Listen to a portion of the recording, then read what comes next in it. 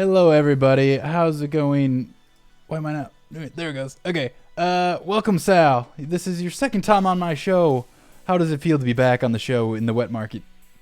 Dude, it's an honor. This is one of the one of my favorite shows to do is this one and probably Pete's show because these are like the two shows I actually watch that I also go on. So it's an honor to be back on such a prestigious program. Yeah, so prestigious. I see you have gotten um, a background, right? I mean, you don't have a background, we can actually hang out in person, which is great. We're really in a Chinese wet market right now. Yeah, the Chinese wet market. It's wet because there's water. I think that's why they call it wet markets. So, Right. but yeah, this is where the economic crash started, or the pin of it started, I guess. So yeah, I was listening to your latest SoundCloud, and it was just like answering questions about agorism and whatever people kind of gave questions about. So I know, like, I probably talked about this before, and I know you probably get this question all the time, but your name is Sal the Agorist, so now you have to explain what agorism is. It's basically just counter economics, right? It's the idea that we can use free market economics to subvert or undermine the state. So like if you think about what Bitcoin did to the Federal Reserve or what 3D printing did to the ATF, we're all about finding like peaceful ways rather than violent solutions to the state, like voting or boogaloos or things like that. So we are the only consistent within the liberty movement. So that's the draw for me. So it's nonviolent. So like the difference between agorism and, like, say, anarcho-capitalism is the violent part. Yes, exactly. And people don't see that, but that's exactly what it is because the ANCAPs, see, they don't really have a strategy. This is something that Rothbard always struggled with. The only thing that they can do is, are you going to vote for a libertarian? You can start a libertarian state like the Free State Project or a Seastead or something like that. But that's a contradiction, right? A libertarian state is a contradiction in terms. And then the third option would be just to, have a violent revolution. And that is a violation of the non-aggression principle. So really all three solutions that ANCAPs rely on, they all rely on the initiation of violence. Same thing with the constitutionalists, right? They're trying to force us to agree to their document. It's only the agorists who actually practice what they preach. Gotcha. Does that make any sense? Yeah, because, like, to practice anarcho-capitalism and, like, overthrowing the state, you'd have to get your guns out and Right. start shooting, right? Exactly. It's crazy. Like you can't. Like who? Like the idea that you have to do. Like the only way to defeat the state is to become the state. Doesn't make any sense. All of their solutions have only resulted in new governments.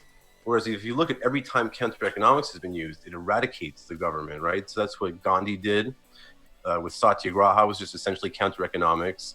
The Russians got rid of the Soviets using counter economics. They called it Nalevo. So I mean, it's like the only one that's not only is it consistent, but it's the only one that actually works. Gotcha. Yeah.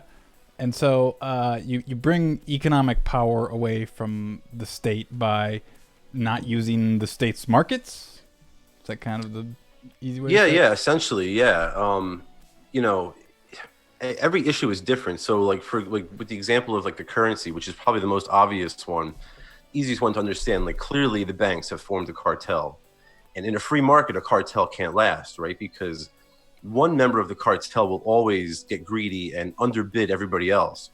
So what they do to stop that is they start bribing congressmen and senators to enforce the cartel. So if you are a member of the cartel and you drop your price, other cartel members have bribed politicians to shoot you. That's exactly how it works. So, when we have a solution like Satoshi's white paper, all of a sudden there's nothing they can do about it, right? It's an uncontrollable, non-inflationary asset. So there's really they're screwed. And the same thing goes with tokenization, like things like SLP and stuff like that. Once you start to see people tokenizing their businesses and then trading those tokens on decentralized exchanges, well, FINRA and the SEC are screwed. There's nothing that they're going to be able to do about it. So it's all about finding peaceful alternatives to their monopolies. Gotcha. So you're pretty caught up on the whole SLP then, huh? See, Yeah. you mentioned Bitcoin.com. mint tool on your podcast as well. Dude, So, tokenization is the future of agorism. I'm convinced. so you think like companies will start? I mean, issuing currencies? Will that you think they'll like act as stocks in the company? Yeah. I mean, think about it. They won't have a financial incentive. The businesses who don't abide by the SEC's registration process are going to be the ones who succeed because they're going to be financially, like, the financial incentives are going to push people away from the FINRA's registration process. Those who tokenize their businesses are going to make more money, and eventually everybody's going to have to move in that direction. So, like, if you have a string of coffee shops, rather than going public on NASDAQ or the Dow or something like that, you go into SLP and you make a bunch of tokens. You do an ICO, an initial coffee offering. Yes, exactly. Yes, precisely. And then you sell those tokens on a DEX, and who's going to stop you? That's the beauty of it. Yeah. Yeah, it's like I've definitely seen like some company tokens. I know there was one on SLP. It was like a Toba token. It was like an electric bike, but I haven't seen any yet. yeah, they never like gained traction by any means, and it's just like I know tokens like can be useful, but it's like finding the exact use case for them still like seems to be like experimented with, right? And for sure. and Go ahead.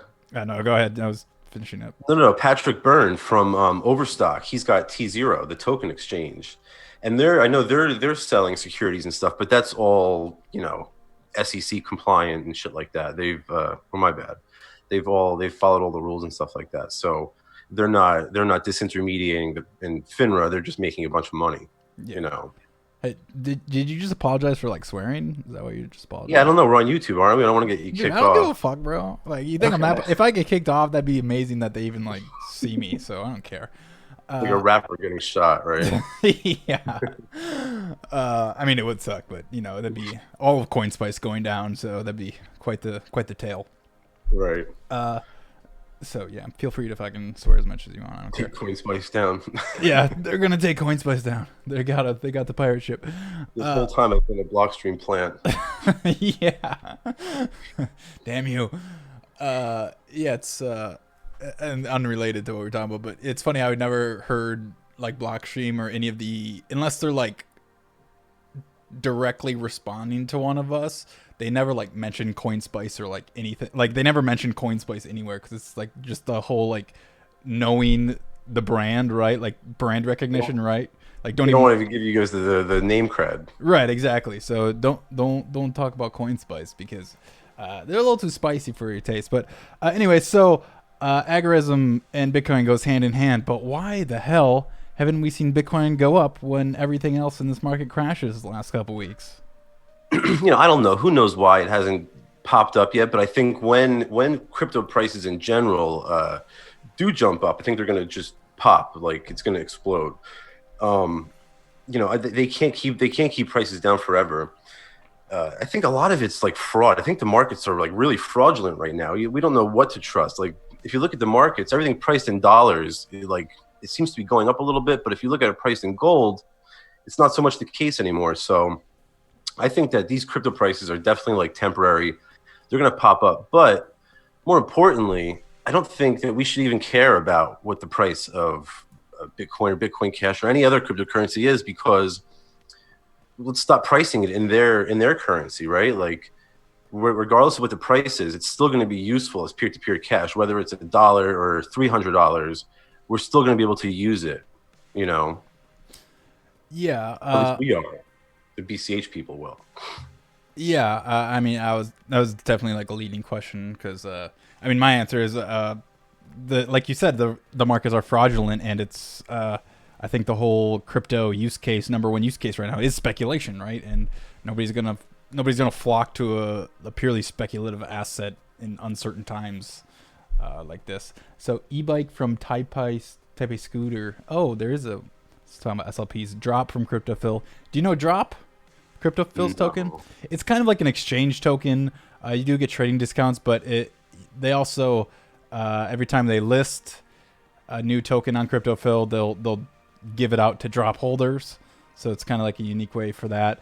And then like also referral fees and stuff, and then Psi from Sideshift. That's also an exchange token kind of. So, yeah, it seems like tokens best use case is exchange tokens. I mean, you have BNB and stuff like that. But yeah, going back, crypto's main use case seems to be speculation right now, right? And so why would you, in uncertain times, go to something even more uncertain, right? So, Well, you know what's funny is that with this like downturn in prices, isn't it funny that how it disproves the store of value narrative, right? Because the whole, obviously now that you can't even call BTC a store of value, because if like it was just what, a month or two ago it was like at 8 or 9,000, now it's down to 6.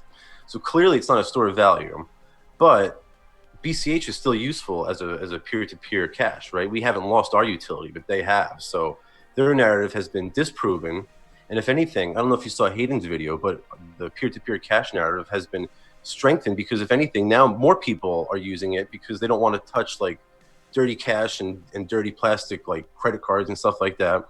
So really, it really just kind of draws everything into the light, you know?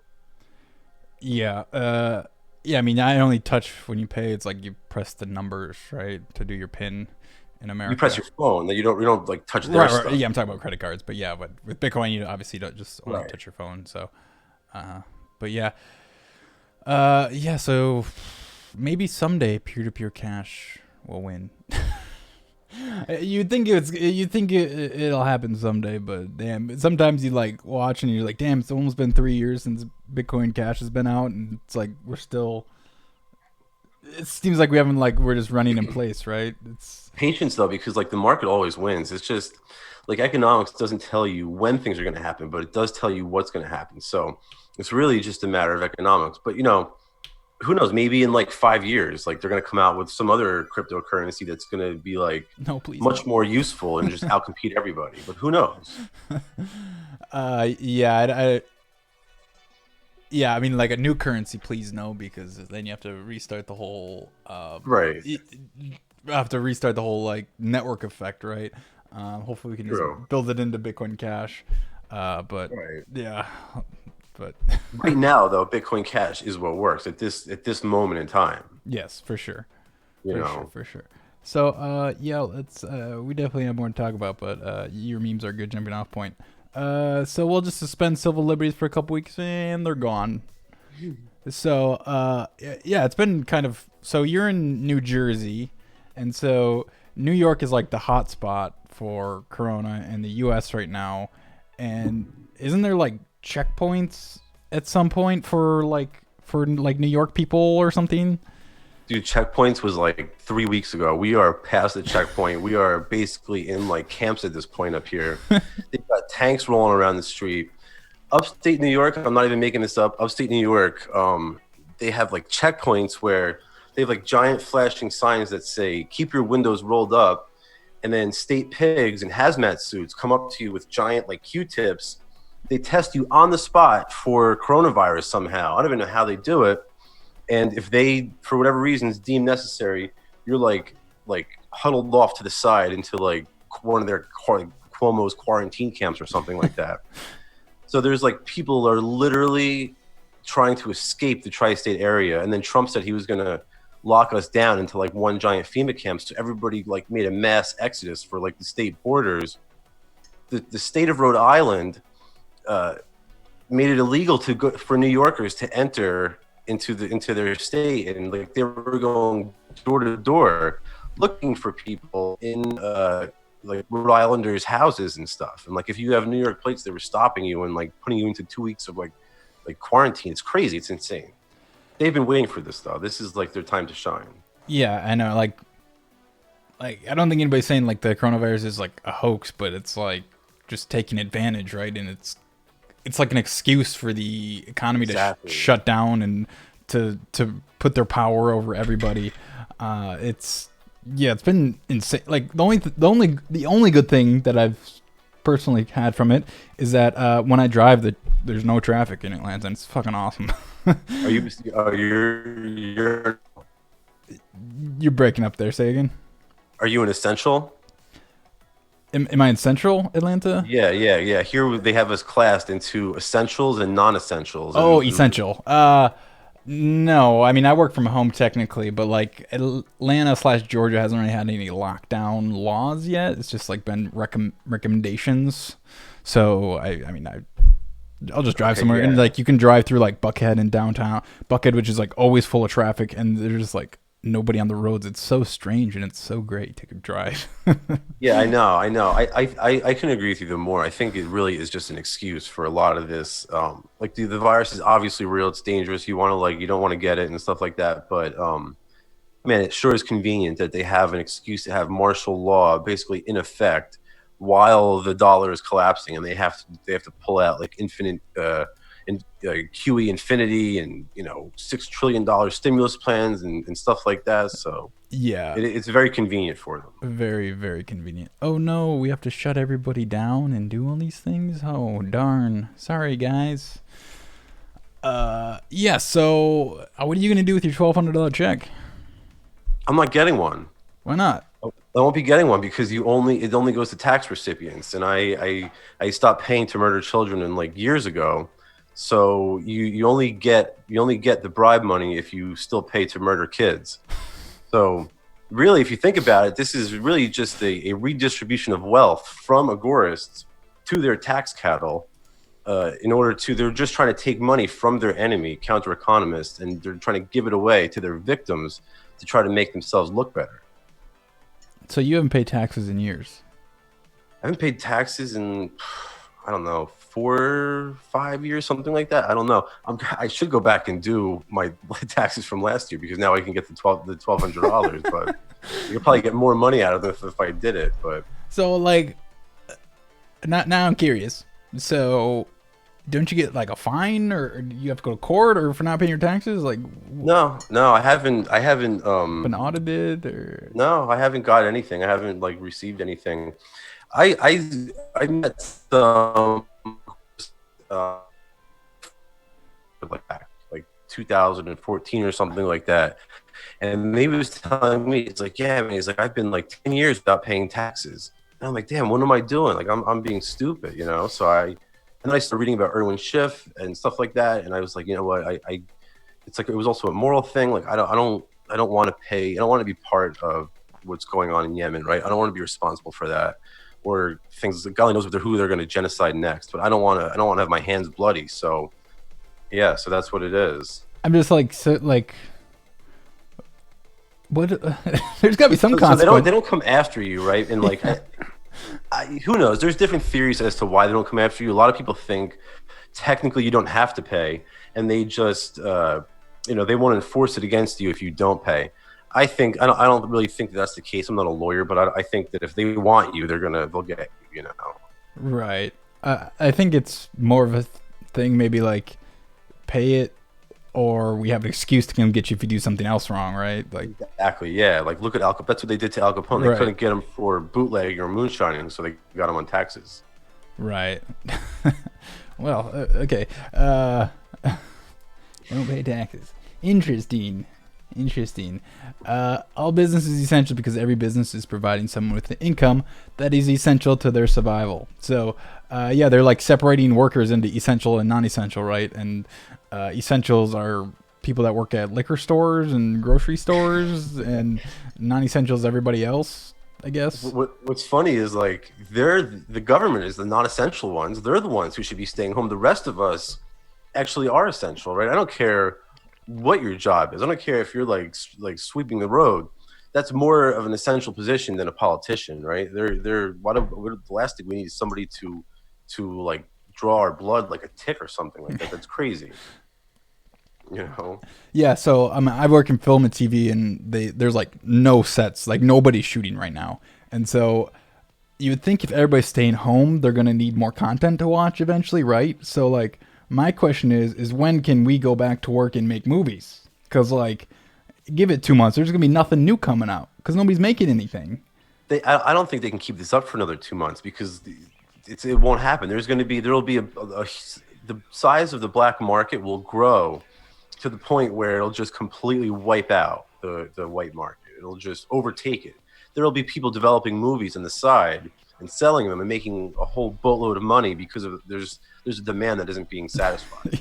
You know. Yeah, Netflix buying these bootleg movies that filmed during Corona. They're the ones who are really making out like they're making out Oh like my bandits God. because everybody's just sitting at home streaming shit. Yeah, that's the thing. Like I literally was on a Netflix movie. I mean, just like doing like I was like a prop assistant, just like literally just like moving chairs around and stuff. It was The Rock's new movie. Nice. It was just on second unit, so it was like the stunt unit, so I didn't actually see him, but saw stunt double and whatever. But yeah, it's like middle of shooting, and they won't have the movie until we can start shooting again. So Netflix is gonna run out of content eventually. Is all I'm saying. So they're gonna have to like buy old movies or start letting people work. I mean, like, and the thing is, when stuff reopens, like, aren't people gonna get sick no matter what? Right? Like, that's like the one thing is like. Okay, is everybody gonna come out at once? Like, what's your plan, guys? You know what? Who cares? It's just another reason that they have to watch your show and listen to my podcast. Yeah, right. So, why the demand for our content? Yeah, it's. I mean, there's just in these stupid like filmmaker groups. There's like, oh, I made this short film about quarantine, and then it's just like people being like all nervous and stuff. Like, let me get their shit. Oh man. All right. So yeah, the Federal Reserve, $6 trillion, and so you were actually throwing numbers out on your last podcast. In 2008, before that bailout, it was the government's balance sheet. I forget what you call it. Was 800 billion, and then after the bailout, it was like 2 trillion, right? And then they didn't do too much quantitative easing until like a week ago, right? And all of a sudden it's up to, they added another 6, so it's like 10 trillion now or something ridiculous like that. Yeah, basically they had printed all this money leading up to 2008, right? That's what created the subprime housing bubble. And whenever you know, we know from like Mises and Austrian business cycle theory that whenever you print money, that credit creates, wherever it winds up, whatever sector of the economy it winds up in, it ends up creating a bubble. And all bubbles pop, right? And that's all really a recession is, that the economy pulls back. But they had printed up until that point, like it was just under $1 trillion. There was like 800 or 900 billion. I forget the exact number. But rather than letting the recession occur, they just drove the balance sheet up even further to like 2 trillion.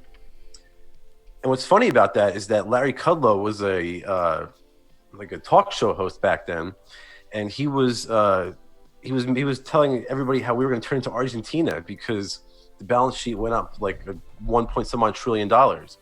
Now he's part of the government, the Trump administration, and he's responsible for bringing the balance sheet up. So Obama brought it up from 2 to like 4.5. And that's where the coronavirus struck. We were at 4.5. And Larry Kudlow just won it up like another like 6 trillion. They're going to do like 4 from the Fed and like 2 from Congress. But so now you're at 10.5 trillion, and like that's really bad. And I think it's actually just going to get worse. I think they think I'm crazy, but 30 trillion is coming. They're going to have a $30 trillion balance sheet one day, and this is all obviously going to lead to like hyperinflation. We're almost at that point now. Yeah, it's pretty like soon. I just tweeted out before I came on here. Like there was this, I saw this like there's like this meme or something about toilet paper token. Yeah, it's on like CoinMarketCap. Yeah, it's like the number one right now. As a joke, it's worth more than $1. It's worth more than USD. Yeah. Yeah. It actually like, fire these bankers, man.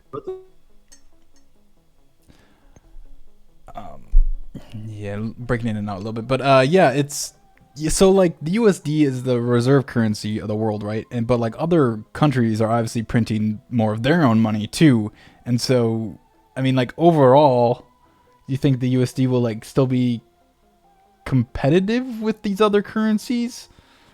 Yeah, definitely. I think that's how they're maintaining the demand for the dollar, is because, like you said, the other currencies are even worse.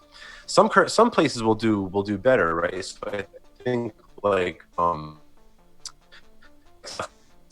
those places actually do better, but like Japan and central bank in like England and stuff like that, their printing press is working overtime. So, you know, a lot of that foreign capital is going to flood into American markets. It's going to drive up the price of the dollar when like, so you're going to have these like the upward pressure from like foreign markets, like entering the US currency, and you're going to have downward pressure from the, you know, hyperinflation and stuff. And that will like level us out. That's what they're hoping to do. They're trying to maintain this like balancing act, but you can't play that game forever. You know, it's like, it's a very unstable way to like maintain the price of a currency. Yeah, and so I always thought like a good index would be like the potato index, like how much money do you need to like buy a potato, right? Because that's like something. So everybody knows the value of potato because you can make French fries, you can bake it, you can deep fry it, you can eat a potato, right? And so like everything else goes up, but a potato is a potato. And so I also heard of the Big Mac index.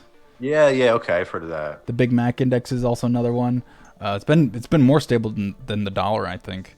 And so like, how much does a Big Mac cost in different currencies? So hyperinflation is gonna be nuts because like you have all these people saving, and then all of a sudden their $10,000 is instead of 100,000 potatoes is worth 2,000 potatoes. The poor savers are the ones who are really getting screwed here because they're the ones who are really losing out. You know, like you put in like a lot of these old people who put in like $100,000 like 30 years ago. Yeah. And now they just got their savings wiped out. So that's why I tell people buy non-inflationary assets like crypto and precious metals. Yeah, you were naming off a lot of precious metals on your podcast. Yeah, because people only think about gold and silver, right? And like I think silver is definitely the best buy, but like people forget about platinum and palladium, rhodium. Like there's a bunch of them to buy. Mm-hmm. Like if you've hit your quota on gold and silver, you don't have to stop there. Is there a quota for gold and silver? No, I mean, people say keep 10% of your like assets in gold and silver. I say 100. Yeah. Okay. Next meme. Is China's totally reporting their real numbers, right? Yeah, right. I don't think the CCP has been honest about anything ever. Yeah, they're definitely like the most evil organization on like planet Earth. Yes, I mean they've killed tens of millions, right? I mean it's like insane. And you still have like these like commies on Twitter who are like, oh, but look at China, they're so great. Why can't we be like them? I swear I get those people. It sounds crazy, but those people really exist. Oh yeah, no, I'm sure it does. So was the coronavirus a bioweapon designed to destabilize Western society? Dude, that's the $1 million question. I know a lot of ANCAPs who think that it is. I don't think that it was like a designer bioweapon or anything like that, right? Although let's put it like this: both the CIA and the CCP have done much worse before. So if it was, I wouldn't be surprised. Right.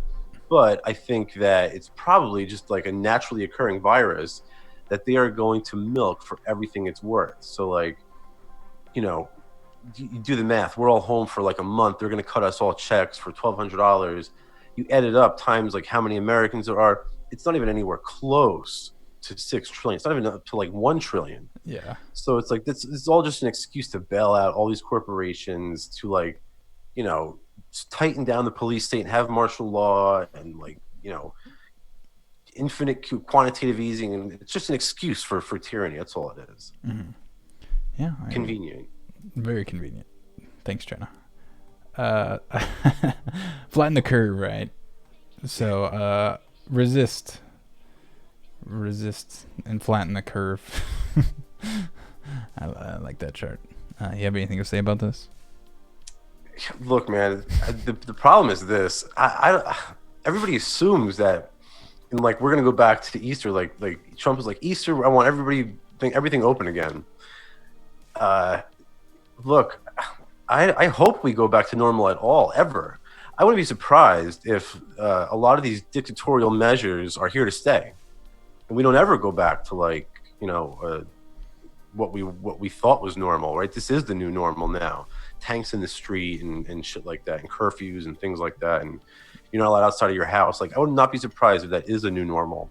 Like LA shut down all gun stores because they tried to. I'm sorry, they tried to shut down gun stores because they were non-essential. But then, I don't know, I heard Trump reversed it. Who knows if it's actually true or not, but they would love to keep a law like that in place forever if they could. And what a great excuse, you know? Yeah. Yeah, it's an excellent excuse. Yeah, it's like I can just see like shelter at home like alerts just like coming every couple months and be like, oh well, like we got to stay home for a week now. You know, like that's not out of the question now. It's like so Oh strange. no, for sure. No, that's exactly what I mean. Like, and I think like down by you, you have a little bit better. Here, it's like really like they're basically we're basically under martial law at this point. Yeah, it's not too bad around here. Like, it's really not. There's just less people everywhere, but like I don't see police on the streets or anything. But like, yeah, and then I see checkpoints and people discriminating against New Yorkers because they're from New York. It's Yeah, Pete lives in Atlanta, and he was like, damn, he's like, man, I think we're gonna get checkpoints here soon or something like that. And I'm like, yo, man, come to New York. We're past the checkpoints. We got like, the National Guard like huddling you off into concentration camps now. You know what I mean? Like it's bad. It's crazy up here right now. yeah, it's the new normal. Oh God, it's so sad. I know. This one is funny. Stop shaking hands and going to the beach during a pandemic before you get us all killed. My body, my choice. Yeah, people don't like that. The argument that I always get is, well, what about me? Right, I'm outside. So what if you give me your coronavirus or something? And it's like, you don't have the right to like Right. tell me what to do. If you're worried about something that I have and catching it, then you can stay home. Yeah, yeah. You mentioned something about like vaccines on your show too, and it's like, is it against the nap if you don't get a vaccine and I shake your hand? Like, like okay, so you're gonna force me to stick a needle in me? Okay. Like, Yeah, right, exactly. That's the non-aggression principle violation right there. yeah, let's back it up a little bit here. Who told you to get a Yeah, needle? in really. you? Who's injecting who? And then like not only that, but like who thinks it's a good idea to let politicians inject people with anything? Like just a cursory glance at a history book can show you why that's such a terrible idea. So, when are you getting your Bill Gates microchip? I guess whenever we have these mandatory vaccines, right? Aren't we all going to have to get vaxxed pretty soon? God, I swear I saw something right before it came out about that, some state or something. Dude, I wouldn't be surprised. Okay, tell me this is agorism's supposed to be peaceful. There's gonna be politician gulags. Yes, because that's the only peaceful way to deal with politicians in a post-revolution society. See, think about it like this. This is the strength of agorism, right? We are 100% based on property rights because that's the only right that you have, right? The only rights that exist are property rights. So if you do something wrong to me, I can quantify that. I can give you a dollar amount that you've cost me. So then you pay me back, and all right, that's it. We're even. We're good. So the same thing applies to these politicians. Rather than sending them to the guillotine like a lot of these ANCAPs want to do, send them to a labor camp, a privatized labor camp, where they can work off their debt to their victims and be rehabilitated back into normal society. So not only is there not a NAP violation on your part, but they're actually upholding property rights. So it works both ways. I see. So just work off their debts. Yeah, right. Rather than beat it out of them, right? Rather than like extract blood for their crimes, we extract money because, like I said, the only crime is property crime. That's the other thing too, is that you can't punish somebody for deterrence because punishment for deterrence is a violation of the non-aggression principle. And this is one of my problems with the Lightning Network because, people don't think about this, but justice transactions are punishment for deterrence, right? That's a natural feature of justice transactions. So therefore, using the Lightning Network, or at least those channels that include that feature, whether it's on BTC or any other chain, that's a violation of the NAP. I know that there are there's like L2 or something like that where they don't include justice transactions or something. I'm not too sure. But I don't know, I've been keeping up on it too hard. I kind of their narrative moved from Blockstream specifically. I'm talking about the narrative moved from the Lightning Network to their fucking Liquid Network. I don't know if you know much about that. It's because they're selling it, aren't yeah, they? Exactly. Sell? Yeah. So wow, who would have thought the company who funds the most Bitcoin core development all of a sudden is funding a second layer and is promoting that over something that's actually kind of more decentralized in Lightning.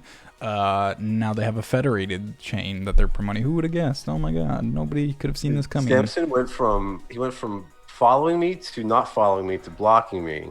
Then he unblocked me and refollowed me. I think he's following me now, but I can't imagine that'll last too much longer. Yeah, he's a chief strategic officer. So I would assume that just means like parroting or trying to lead maxi.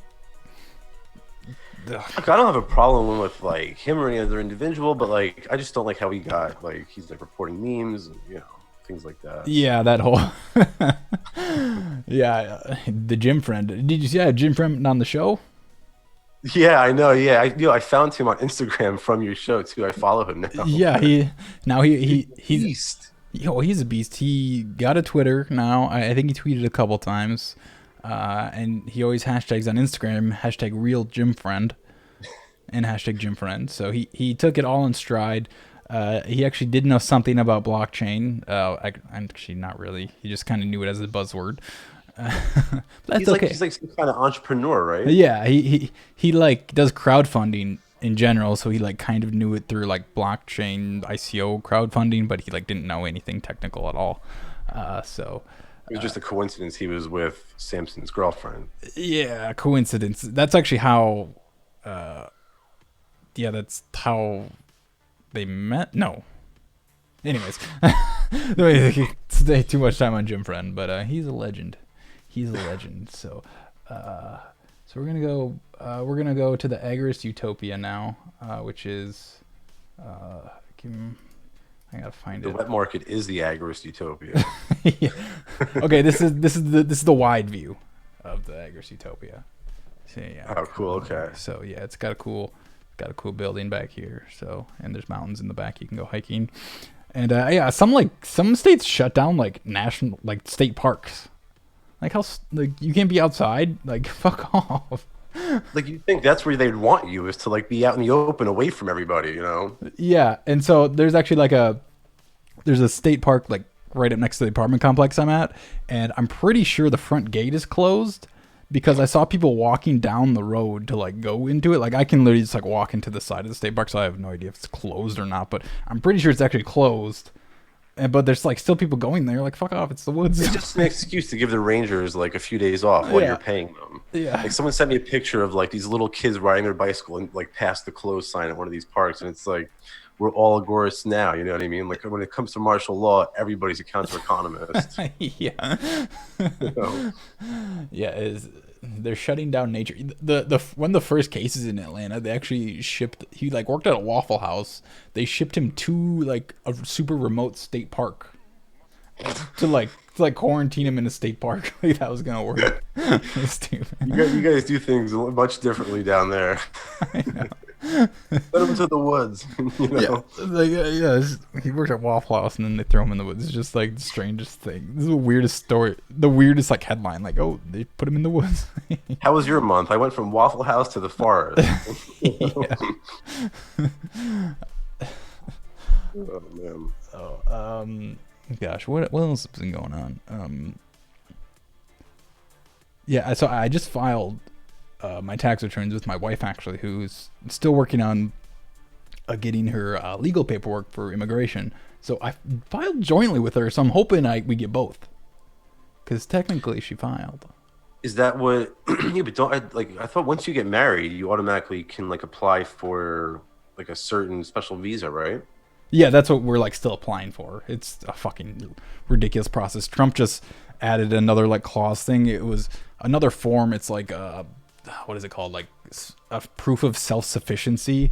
And so she had to like get her diploma translated and then like certified because it's from out of country, and like this whole other additional process on top, and like there's so many new forms just from like a new form as like a month ago, and so that just added on like another month, and literally you have to like proof of everything. So the binder is gonna be like this thick that we have to send to the government to like prove, like, dude, like we could just go in and prove we're married. Like, what do you want us to do in front of you? Jesus.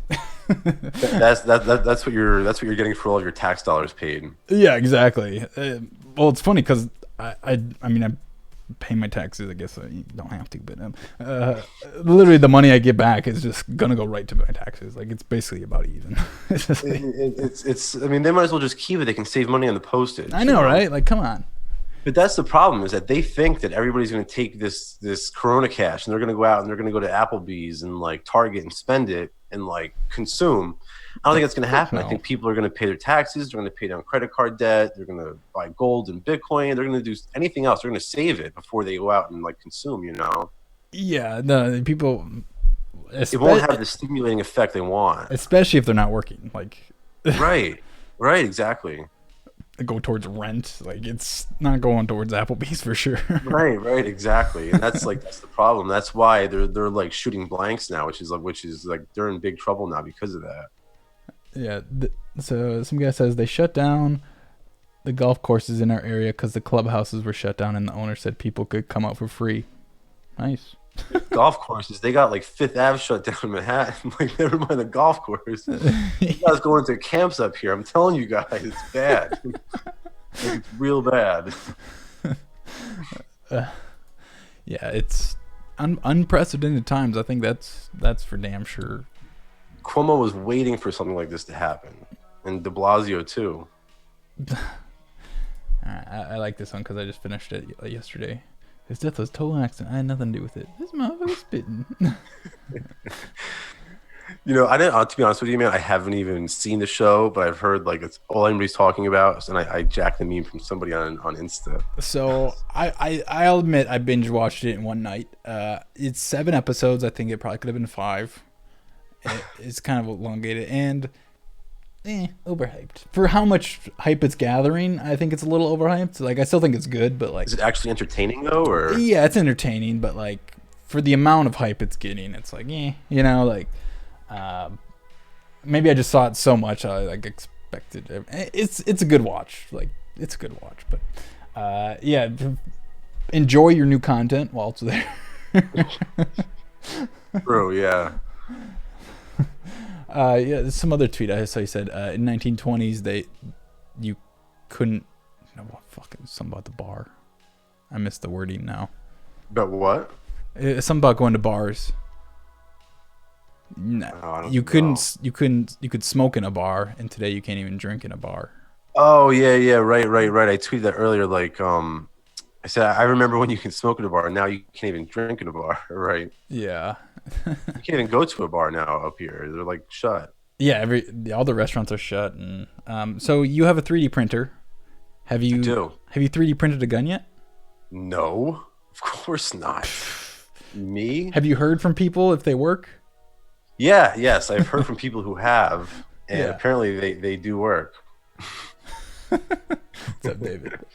Yeah, man. There's 17 parts when you 3D print the Liberator. It's all plastic. The only thing you need is like a roofing nail, which is your hammer. You need that for the spark, and that's basically it. It's real nice and easy. The barrels you twist on and off. I'm talking specifically about the Liberator.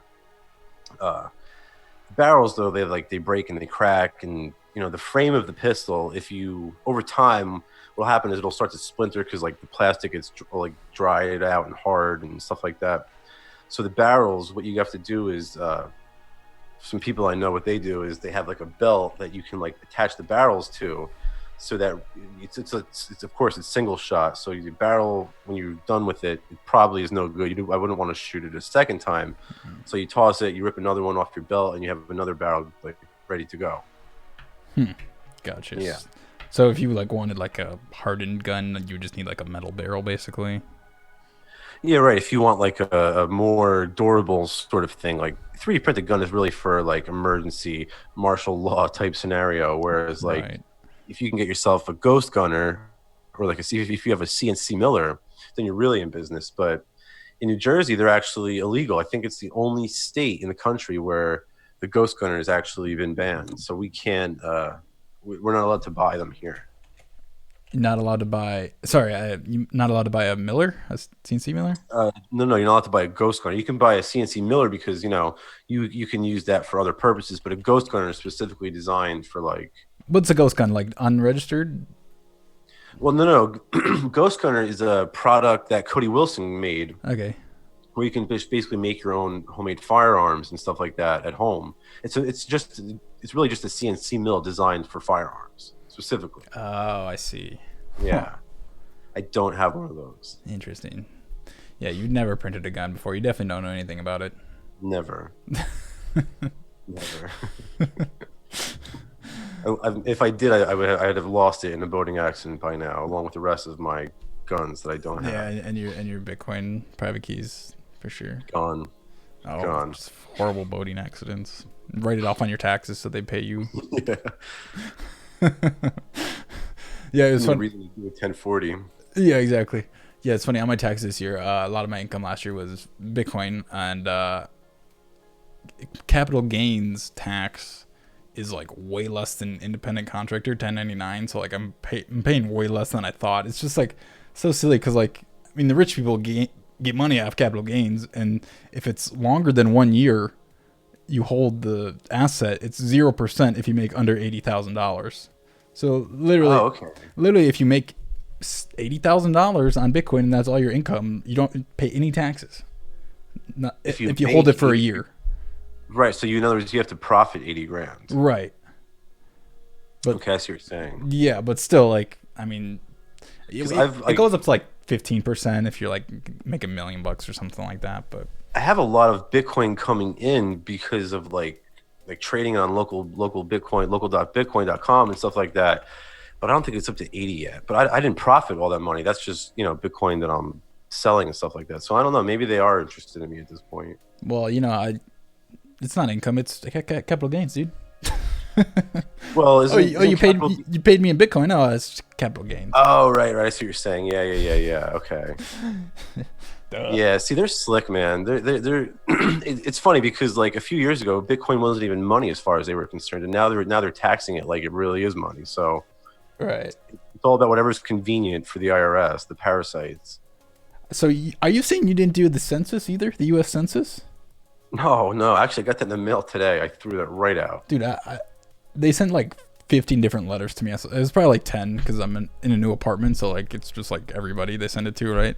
And I caved, man. I did it. Oh, you did? Did you do it? I caved, man. You should. Well, I shouldn't say you should lie on it, but screw that. That's illegal, man. You can't lie Dude, on the census. They knock on my door. They used to knock on the door, and I would just like shut the door on them. Census people knock on doors? Yeah. Holy shit. Yep. They're fucking ruthless. To get a job, man. What's your ethnicity? Yeah, right. Like, how many people are in here? Like, you the Gestapo or something? What is this, Stasi? Crazy. The police are here because it's a gathering of more than 10 people, right? That's actually a real life photo of the Hillsbury County Sheriff's Office in Tampa. It's a real picture because now they're arresting pastors down there for holding church services. Oh yeah, I remember that. Yeah, and that's the most ridiculous thing. Yeah, well, that's where that meme came from. But now up here we have Bill de Blasio, who's shutting down synagogues like it's crystal knocked all over again. He's instead of shutting down like Christian pastors, he's shutting down Jewish temples. We haven't seen that ever before. This is scary. It's scary. It's just like people are so scared, so they just don't give a fuck about what the government's doing. It's like. But like they're stupid. Like, how do they know that they're gonna reopen? How do they know? I mean, like if you can like, you'll be lucky if they let you host church services again. Yeah. I don't know. I'm just saying like maybe we're not gonna get those liberties back. Maybe they're gone for good. Right. Yeah. It's I don't know. It's like. It's just so strange to just like think about what's like happening right now because you're just like in it, so it's like it seems normal, right? It's like, oh, it's normal because it's happening, right? It's but you know what, the normie way of thinking, right? It's like, oh, well, this is supposed to happen because it's happening. For sure, no, definitely, but like I don't know, I really feel like it's much more closely tied to the markets than anything else. Yeah. Like I said, it's just too convenient that they have all of these different measures in place while the dollar's collapsing. But really, it was Harambe. Of course. That's how this all started, right? Then they printed money to to keep up the stock market because of the gorilla, and then it just all collapsed. It's the story of the economy. One day, that's what public schools are. This is the story that public school teachers, historians will tell. Yeah, I can't imagine like having kids and like having to like, I mean, homeschool is fine, but like just like the sudden shift to all of a sudden like having your kids all day and like having to school them, and it just like that just seems like another thing which would be absolutely nuts. It's just everybody's lives are just different. It's so strange, and it's gonna be like new habits are gonna get developed. Uber Eats is through the roof. DoorDash is awesome. Yeah, so I got like DoorDash, basically Uber Eats, the other day, and the dude left it at the door and didn't even knock. He texted like, "Oh, your food's there." Like, dude, come on. He doesn't want you to knock on the damn door. God.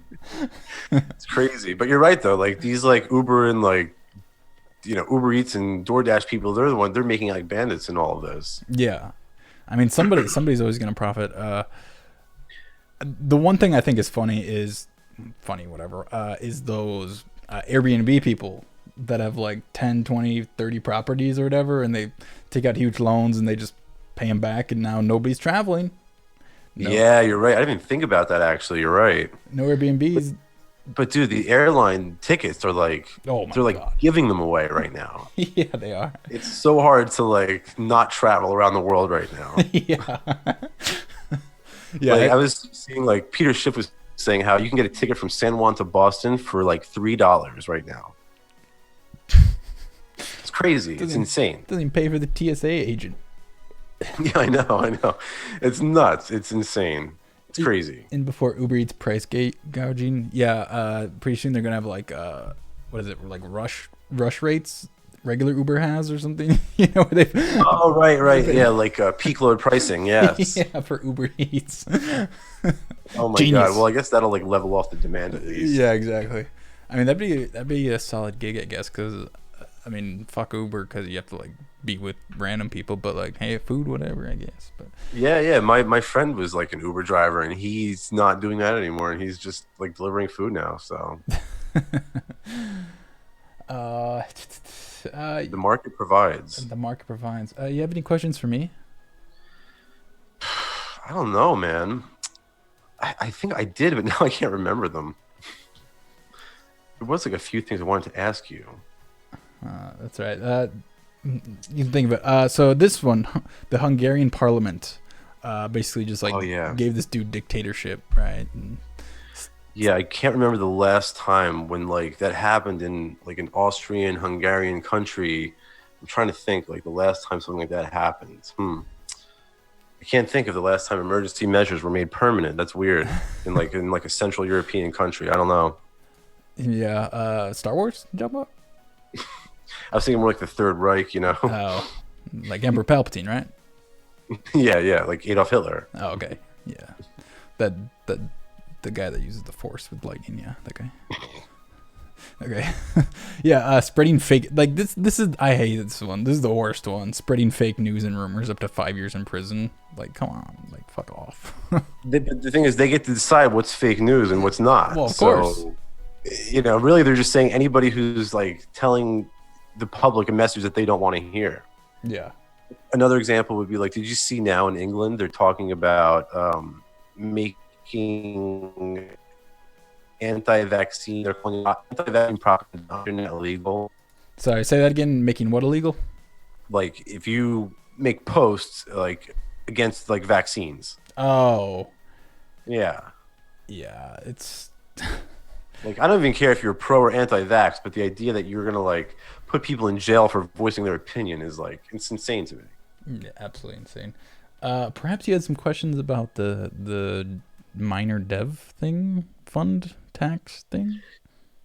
Dude, what do you think about that? Because I have been all over the place on that. Like I think you and I spoke about it is when I finally like established a concrete position. First I was for it, then I was against it, then I didn't know. I think now I've sort of hardened into like being opposed to it. But yeah, I mean, I was kind of for it in the beginning too, because I mean, ABC needs money. You need to fund your devs, right? And they've been complaining about it for a long time.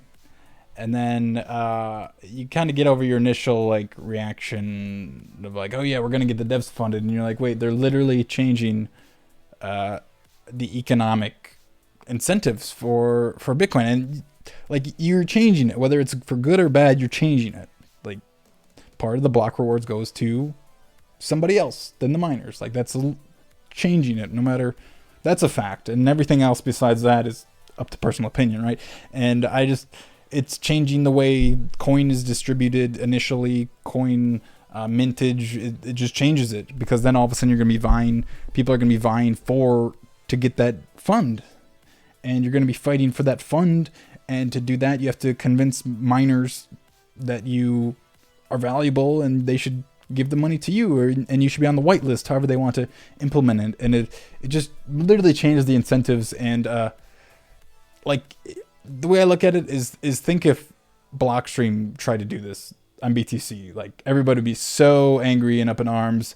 Like, you can't do that. Like, come on, Blockstream, stop being Blockstream, right? And now it's BSV is kind of like, well, they already mine all the blocks anyways, CoinGeek, so whatever. But but yeah, it's, I don't know, it just literally changes. It almost felt like to me, like, and I don't want to like name any names or anything like that, but it just felt like certain people were trying to like take over the community. It was almost like a hostile takeover, or almost felt like a coup d'etat kind of, you know? Yeah, kind of. I mean, ABC was already like basically the only mining node so far. Like, there was ABC and BU, and BU no miners really ran their software, but people did run their node. So it was there as basically redundancy, but still it didn't like really matter because no miners ran it, right? And so you could. So how's it all going to shake out? Are they going to like? So is there going to be like? It needed to implement. Miners need to vote for it, basically. And so right within a certain like time period, there's like different like time periods of when miners will vote for it, and 66% of miners have to vote yes in a certain time period. So realistically, a big mining pool could come in and vote 66%, and it would be activated on May 15th. But nobody's really actually voted for it yet, like, at all. So it's probably not going to get implemented. But I'd be surprised if they got that many. If they got 66%.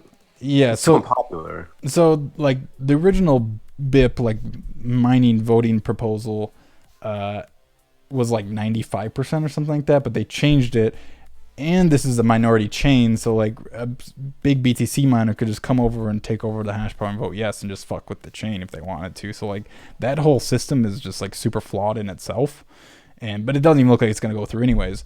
But yeah, it was kind of like a power move for sure. Right. And I don't know, ABC was just kind of has been hostile to people, and you don't expect money if you're a dick to somebody is kind of like the more like just basic answer to it. Like, if you're an asshole to somebody, you don't expect them to give you money, like, no matter what you do. Like, and so I don't know.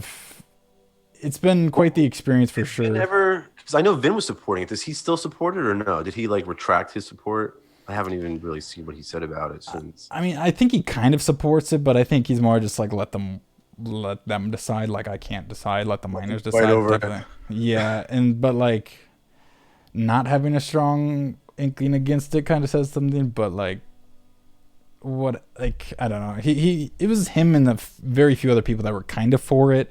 And basically, they think ABC needs funding, and this is the best way to do it. Because I think the Chinese miners actually like wanted this to happen, right? They're the ones that came up with the idea. They think part of the Coinbase reward going to devs should have always been a thing.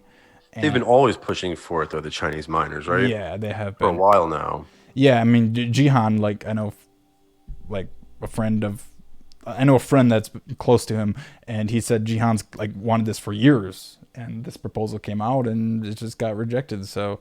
I don't blame them for wanting, like, I don't know. Part of me feels like I don't blame them for wanting like a better funding mechanism, but at the same time, it's like, I don't know. I feel like let the market handle it. Yeah, it's like we already see like Vin, for example, created Cointex, right? That like this infrastructure will happen naturally. It'll grow up naturally if we let the market work. You know what I mean? Like, yeah, I mean they bring up the free rider problem, like. Some people are paying for it and everybody else is getting it for free, basically. But it's like, yeah, but like I don't really see it that way, because like if you find it valuable, then you're going to pay for it, and if not, then you won't. And like, if it's valuable enough, you're not going to mind that other people get it for free. Right. I don't know. I just have a hard time justifying like interventions in the market. I'm like very much for just like let the market work and like leave it unmolested. Like don't distort it whatsoever. Yeah, I agree with you for sure. And so, yeah, kind of the direct response to it was this Bitcoin Cash node. I don't know if you've seen this around, but it's basically a fork of ABC. It's basically ABC without this mining tax in it. And there's a lot of very talented developers that are going to contribute to this. And so it's basically a direct competitor, I guess you could say, to ABC. And so I'm a Bitcoin Cash node guy now. It's so yeah, it's basically the first people who forked Bitcoin Cash was Omri and Free Trader, and there's one or two other ones that did smaller. And Free Trader is leading Bitcoin Cash node, and Omri's doing ABC. So talented people on both sides for sure. But I guess this is making it more decentralized in a way. One way of looking at it, I mean, I don't know. I mean, hey, competition is never a bad thing. Whenever we can have more competition, I'm all for it. It can only make a more efficient chain. Yeah, that's true. Yeah, it's just hopefully like people kind of work together, and because like ABC has been taking changes from Core and like backporting it onto BCH, or I guess not backporting, but you basically when Core does like a bug fix, ABC will take it if it applies to them. So yeah, it's open source, right? And so yeah, I don't know. It's funny. I still hear from like these BTC guys who are like, "Oh, but you have like this tax, the dev tax. Roger Ver's taxing you and stuff like that." And I'm like, no, that's really not what's going on at all. Like, yeah, just Roger Ver. Like they just like cling on to the narrative, Yeah, welcome to the fucking crypto Twitter. Any sort of I know. Such a shit show. Yeah, anytime. It's funny. Jeffrey Tucker tweeted something about BTC being. You just read my mind, right? Yeah, he just did a recent one, and then Vitalik commented on like, "Hey, check out Ethereum Layer 2, yada yada yada," and Adam back just responded, "Lols." And I didn't even see Vitalik comments or anything like that. Yeah, and then Adam Back's comment, "Lols," got more likes than Vitalik's. It's like, were you talking about that comment that he made about how I'm not unimpressed by 6,000, but imagine if it could scale that. Is that the tweet you're talking about? Yeah, it's that one. Okay, yeah. I didn't see that. I'll have to go back and look that up, because I know Guy Swan from the Crypto Economy podcast, who I like. I get along with him, but he said something like, I forget, he made some comments that was like exactly what we're talking about, how you're paying Roger Ver's tax or something like that. And I was like, no, that's not the case. So ridiculous. Roger's against it, damn it. Oh, wait, just yeah, right, exactly. Lols. Yeah, it's funny when they like, I don't know. It's funny when they get in arguments with economists.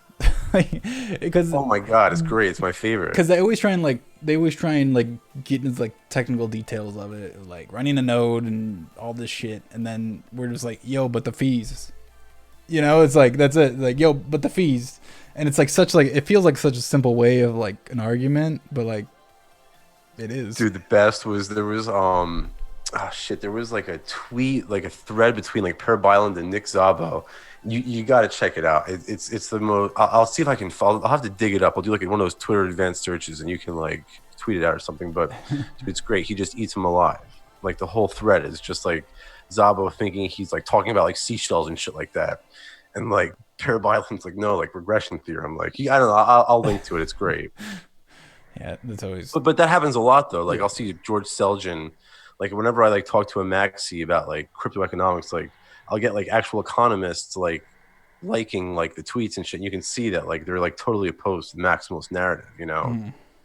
Any economist worth their salt at least. Yeah. It's a shit show out there. Yeah, it's funny. Like when the tax thing hit, I just like went silent on Twitter because like I said a couple things, but I was like, I stopped like responding to other people about BCAs because I'm just like, they're just gonna fucking throw the taxing at me. Like, God damn it. Yeah, honestly, I just like after I was like for it and against it and for it and against it, I was like, you know what, I'm just gonna shut up now. Yeah. I felt like John Kerry, like flip flopping. So I'm like, I'm just gonna be quiet. Yeah, for sure. Any other questions that popped up for me? I think I ran through all of the ones I had for you. I think that's it, man. I think that's it. Have any advice Hope for? we survive the coming martial law in Atlanta. That's for sure. Yeah, no shit. I guess I should finally get a fucking gun. Yeah, for real. Especially down there, it should be easier. Yeah, and it is. I'm pretty sure you can just walk in, get a background check, and be done with it. It's still too hard. Yeah, that's true. I agree. Agree with you. Scrolling. What's the price of Bitcoin Cash gonna be in 5 years? Who cares? Who cares? It's still going to be useful as peer-to-peer cash, whether it's $1 or $1 million, right? Yeah, for sure. Yeah, I just struggle with people that like don't use Bitcoin but are all about the Bitcoin narratives. It's like, what do you mean? What do you mean? Just like the maxis in general. It's just like, but the fee, like, I don't know. The arguments are just like, I just stop participating in them because, again, like, it's so simplistic. Like, why would you want a chain that has higher fees? And like, oh, security. It's like no, like, it's dude, so like, easy. If you have higher fees and it's not usable, then you can't use it. But it's better security, bro. The miners get paid more. It could be the most secure currency in the world, but if I can't transact with it, then what good is it? Store value, duh, idiot. Yeah, right, exactly. But now, like, we just saw like a $3,000 drop, and like the store of net, like that's why I think this whole market downturn. Yeah, is great, but the like people in Venezuela. Yeah, the people in Venezuela can't afford the fees. Let alone, like, I mean, come on, like the amount of fees that you're paying for like one of those transactions, they could buy like a whole meal in Venezuela. Yeah, pretty much. Crazy. Pretty much. That's why in Venezuela they're really just using like BCH and like, I know like Joel was saying like they're using Dash, like they're not using BTC though. They're using like coins with like cheap transaction costs. Yeah, for sure. Somebody said your head keeps getting bigger, so. Because I'm smaller. No, stay there. Is this good, guys? Dude, I really gotta pee. Can you give me like 1 minute? I was gonna wrap it up. So all right, wrap it up. We'll just wrap it up here. So, thank you again. There's a big head for all of you in the chat. So, thanks for hanging out with us. Thank you, Sal, for coming on. I appreciate it. It's always having me, man. Good time talking to you. Have somebody who knows more about economics than I do by far. So it's good and nice to have somebody that's not just crypto specific, but economics in general with a little hint of crypto in there. So let's do it again. All right. Thank you, Sal. Have a good night. You got it, brother.